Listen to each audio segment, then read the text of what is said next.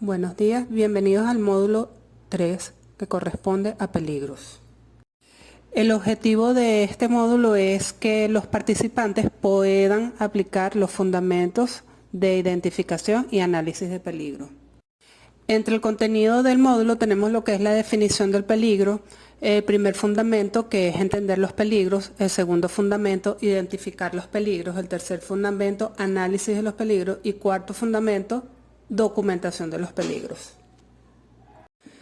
Ahora vamos con las definiciones. ¿Qué es el peligro?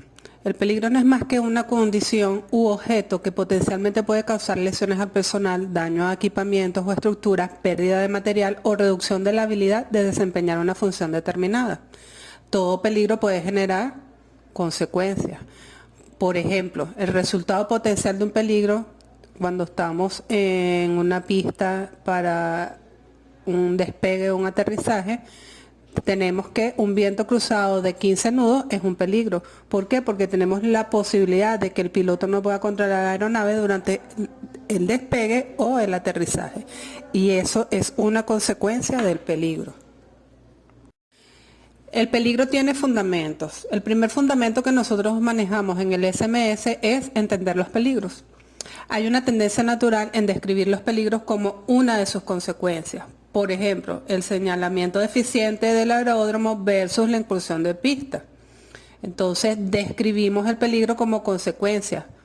Se oculta la naturaleza de los peligros, se interfiere con la identificación de otras consecuencias importantes.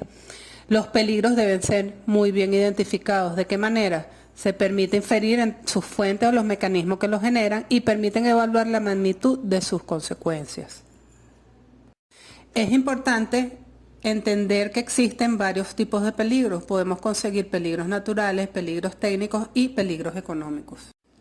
Los peligros naturales son todos esos peligros que ocurren de forma natural, es decir, eventos meteorológicos, climatológicos, todo lo que la naturaleza pueda, por causas naturales, pueda ocasionar dentro de la cotidianidad de nuestras vidas.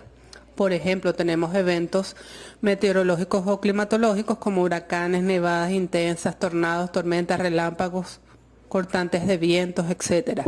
Tenemos condiciones meteorológicas adversas que también son peligros naturales, por ejemplo, la formación del hielo, lluvia congelante, lluvia fuerte, nieve, vientos. Este tipo de vientos o la nieve, la lluvia puede causar restricción en la visibilidad cuando se vaya a realizar una operación aeronáutica. Los eventos geofísicos también son peligros naturales. Terremotos, actividades volcánicas, tsunamis, inundaciones, deslizamientos de terreno, etc. Tenemos condiciones geográficas como terrenos montañosos, superficies de agua muy grandes. Tenemos eventos ambientales, incendios, los animales, infecciones, peste y tenemos eventos de salud pública como epidemias y otras enfermedades. Y como por ejemplo ahorita tenemos una pandemia que también es un peligro natural. Ahora vamos con los peligros técnicos. Los peligros técnicos son todos esos peligros en los cuales están relacionados con elementos técnicos o partes técnicas en donde la mano del hombre esté involucrada. Por ejemplo, podemos conseguirnos deficiencias relacionadas con aeronaves y sus componentes, sistemas, subsistemas, equipos, instalaciones de organizaciones, herramientas y equipamiento que esté relacionado con la operación. Y por último tenemos los peligros económicos. Por ejemplo, tendencias globales relacionadas a expansión, recesión, costos de materiales, de equipamiento, etcétera. Todo lo que esté relacionado con la parte monetaria en cuanto a lo que pudiera restringir o limitar las operaciones aeronáuticas. El segundo fundamento que se maneja es la identificación de los peligros. A fin de poder identificar los peligros debemos considerar los factores de diseño. Esto incluye el diseño de los equipos y las tareas para el diseño de los equipos, los procedimientos y prácticas operacionales, incluyendo su documentación y lista de verificación, las comunicaciones que se realicen, incluyendo medios, terminología y lenguaje. También debemos considerar los factores organizacionales, tales como las políticas de la compañía para la selección, para el entrenamiento, remuneración y la asignación de recursos, los factores ambientales del trabajo, tales como el ruido ambiental, las vibraciones, la temperatura, la iluminación y la disponibilidad de la ropa y equipos de protección a la hora de realizar una operación aeronáutica.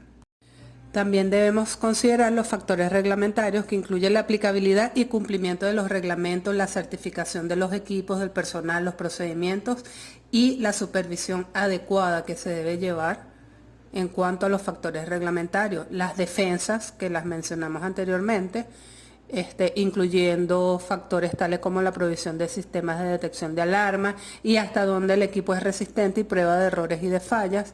Y el performance humano, que no es más que las condiciones de salud que presenta el personal que labora y las limitaciones que puede tener este personal. En el sector aeronáutico nosotros podemos encontrarnos distintas fuentes para identificar los peligros y las podemos mencionar de la siguiente forma.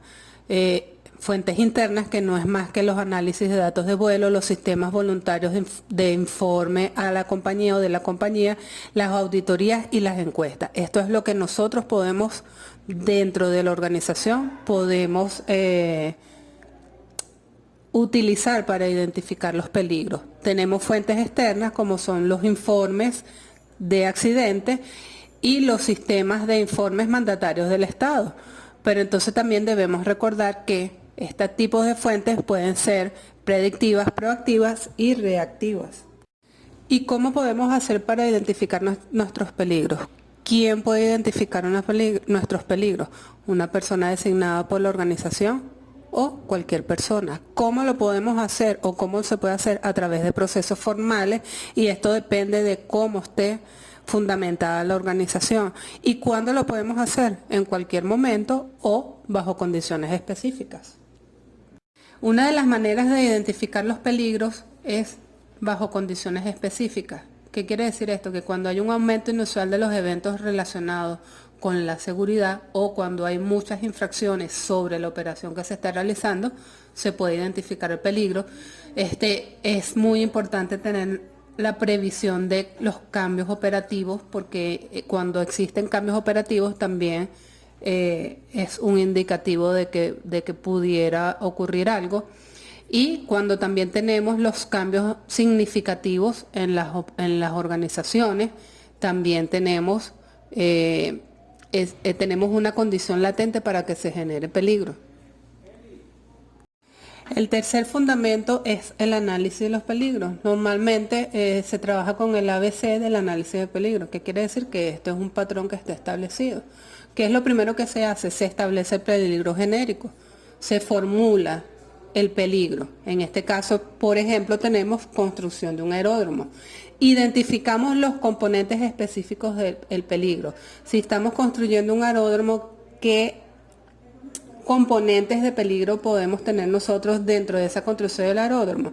Equipos de construcción, calles de rodaje clausuradas. Y por último, tenemos que orientarnos hacia las consecuencias que puede generarme ese peligro. En este caso, si estoy en la construcción del aeródromo, ¿qué consecuencias me puede generar que yo tenga equipos de construcción, que las calles de rodaje estén clausuradas? Que las aeronaves puedan chocar con el equipo de construcción, que las aeronaves puedan tomar calles de rodaje equivocadas. Las operaciones eficientes y seguras o la provisión de servicios requieren un equilibrio constante entre los objetivos de producción. Es decir, yo mantengo las operaciones regulares en el aeródromo durante un proyecto de construcción de una pista. Y las metas de seguridad, bueno, mantener los márgenes de seguridad existentes en las operaciones del aeródromo durante el proyecto de la construcción de esa pista.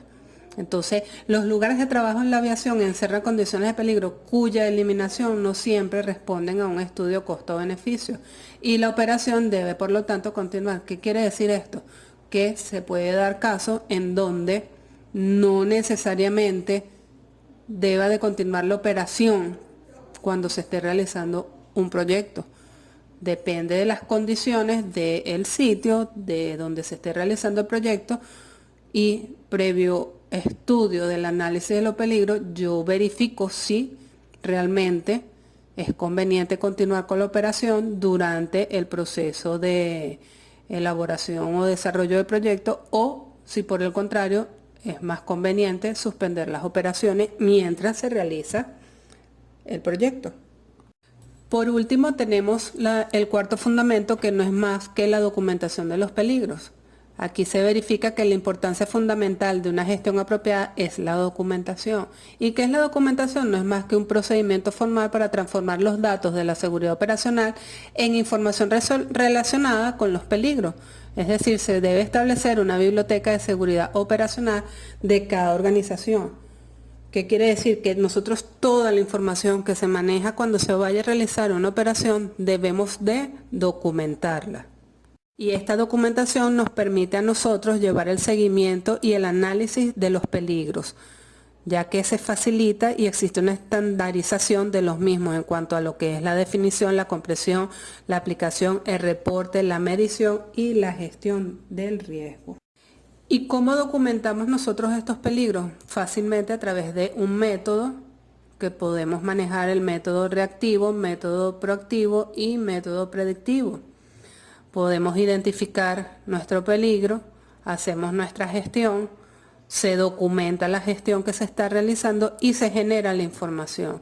Es un proceso cíclico que comienza de la siguiente manera. A través de los peligros vemos si son métodos reactivos, si son proactivos o si son predictivos. Si tenemos métodos reactivos, ¿verdad?, nosotros reaccionamos ante cualquier evento, se realizan informes de incidentes y de accidentes. Si el método es proactivo, se realizan encuestas, auditorías para para estar informado y evitar que ocurra cualquier incidente o accidente. Y el método predictivo no es más que una observación directa sobre lo que se está realizando. Ya después de haber identificado todos nuestros peligros a través de estos tres métodos, pasamos a la identificación, a evaluar las consecuencias, establecer las prioridades de los riesgos que me van a generar todos esos peligros que ya he identificado. Debo desarrollar las estrategias de control y mitigación del peligro. Se informa a las personas o a los responsables de implementar estas estrategias a través de una gestión para asignar responsabilidades. Se implementan las estrategias, se evalúan y reevalúan las estrategias y procesos para posteriormente documentar toda esa información. Después de documentar la información, se hace la gestión de la información de la seguridad, se hace el análisis de tendencia, se generan boletines de seguridad, se distribuyen los informes, se realizan seminarios y talleres en caso de que, luego de haber hecho todo este análisis, lo que nos genera es que hay que mantener actualizado, mantener al día el personal. Se generan los talleres, los seminarios, y es un proceso cíclico, ya que después de que tengo mi información se genera una realimentación y se reinicia nuevamente todo lo que es el proceso de la documentación del peligro. Y por último tenemos lo que es la identificación, el foco en la identificación del peligro. La gestión de la seguridad es un esfuerzo desperdiciado si la identificación de los peligros se limita solamente a aquellos raros eventos donde hay lesiones serias o daños significativos. Lo que hemos venido mencionando anteriormente, si tengo de 1000 a 4000 condiciones latentes, ya yo debo implementar mi SMS y ver qué está ocurriendo. Porque si no presto atención a mis condiciones latentes, tengo la plena seguridad que van a ocurrir entre 1 y 5 accidentes en el paso del tiempo. Aquí volvemos atrás a donde se habla de la deriva práctica. No necesariamente hay que esperar que ocurra un accidente para enfocarnos en todo lo que pudo haberse evitado si hubiésemos atacado las condiciones latentes antes de que ocurriera el accidente. Hemos concluido, muchas gracias.